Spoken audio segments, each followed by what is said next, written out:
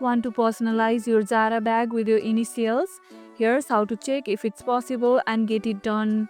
Not all Zara bags come with personalization options, but occasionally Zara releases collection that offers monogramming or initials on select leather or premium bags. To check, search the Zara website for bags labeled personalizable or look for a customization option on the product page. If it's available, you'll see a field to type in your initials before adding to your cart. The site may also show a preview of what your initials will look like on the bag. These bags tend to sell out fast, so grab them while they are available. Would you add your initials to your bag? Or do you prefer a clean look? Drop your thoughts below in the comments.